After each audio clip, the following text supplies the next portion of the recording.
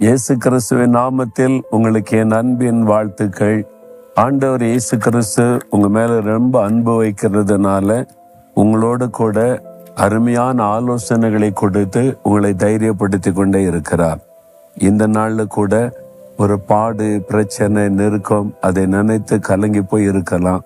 ஏன் எனக்கு இந்த பாடெல்லாம் வருது? நான் ஆண்டவருடைய பிள்ளை தானே, ஜெபம்லாம் பண்றேன், நான் கர்த்தருடையக்கு பிரியமா நடக்கதானே என்னை ஒப்பு கொடுத்திருக்கிறேன், பிறகு எனக்கு இந்த பாடெல்லாம் வரணும் அப்படின்றது நிறைய பேருடைய உள்ளத்தின் கேள்வி.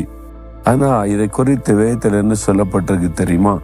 1 பேதுரு 5:10 கொஞ்ச காலம் பாட அனுபவிக்கிற உங்களை சீர்படுத்தி, ஸ்திரப்படுத்தி, பலப்படுத்தி நிலைநிறுத்துவாராக.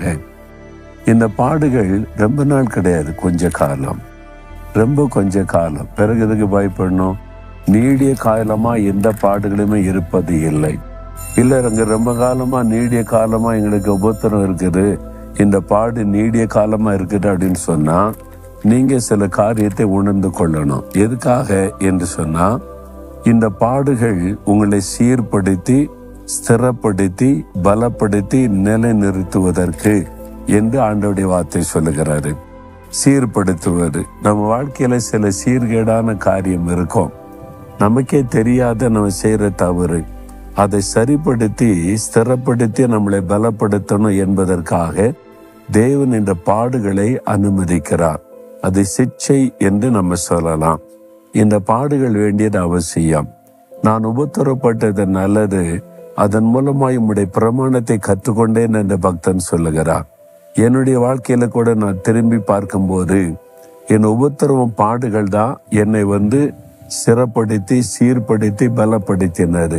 நான் எங்க தப்பு பண்றேன், என்ன மிஸ்டேக் இருக்குது, எதை சரிப்படுத்தணும், நான் இன்னும் எப்படி ஆண்டவரை சார்ந்து வாழணும், எந்தெந்த காரியத்தை விடணும், எந்தெந்த காரியத்துல ஆண்டவருடைய குணங்கள், சுபாவங்கள் நமக்குள் வரணும், இதையெல்லாம் நான் அறிந்து கொண்டது உபத்திரவங்கள், பாடுகள்ல தான்.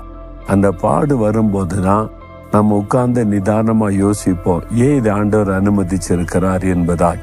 அதன் மூலமாய் நம்முடைய குணங்கள், சுபாவங்கள் அவைகளுக்கெல்லாம் ஒரு மாற்றத்தை உண்டாக்கி கிறிஸ்து இயேசுவின் சுபாவம் நமக்குள்ளே உருவாகும்படி செய்வார்.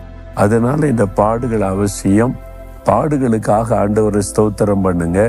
ஆண்டவரே, இந்த பாடுகள்ல உபத்திரவத்தை எதுக்க வாழ்க்கையில அனுமதிச்சீரோ அந்த நோக்கம் நிறைவேறணும், என்னை சீர்படுத்துங்க, ஸ்திரப்படுத்துங்க, பலப்படுத்துங்க அப்படின்னு சொல்லுங்க. அந்த உபத்திரவம் உடனே நீங்கிறோம். ஆண்டவர் எதற்கு அந்த உபத்திரவத்தை அனுமதிக்கிறாரோ அந்த நோக்கம் நிறைவேறினவுடன் அந்த உபத்திரவம் நீங்கி எல்லாம் காரியங்கள் மாறிவிடும்.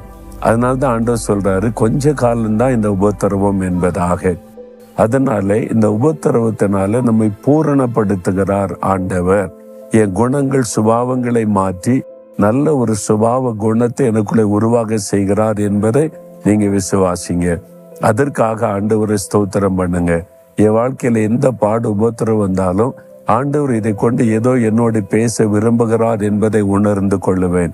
ஆண்டவரே, நீங்க என்ன சொல்ல விரும்புறீங்க, இந்த உபத்திரத்தின் மூலமா ஏதோ எனக்கு சொல்ல வருகிறீங்க, அது எனக்கு சொல்லுங்கன்னு நான் கேட்ட உடனே ஆண்டவர் அழகா சொல்லுவார், உனக்கு இன்னும் கொஞ்சம் பொறுமை வேணும், சாந்தம் வேணும், பாடுகளை சகிக்கிற குணம் வேணும், மன்னிக்கிற சுபாவம் வேணும், இதெல்லாம் ஆண்டவர் சொல்லி கொடுப்பார்.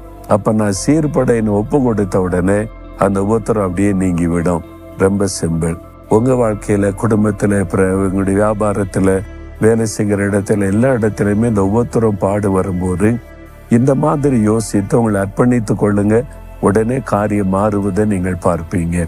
ஆண்டவரே, கொஞ்ச காலம் பாடுகளுக்காக ஸ்தோத்திரம், என்னை சீர்படுத்தி, ஸ்திரப்படுத்தி, பலப்படுத்த என்னை ஒப்பு கொடுக்கிறேன். இந்த உபத்திரத்தின் மூலம் என்னை பரிசுத்தப்படுத்தி, சரிப்படுத்தி, கரெக்டா வழி நடத்துங்க. இயேசுவின் நாமத்தில் ஜெபிக்கிறேன். ஆமேன், ஆமேன்.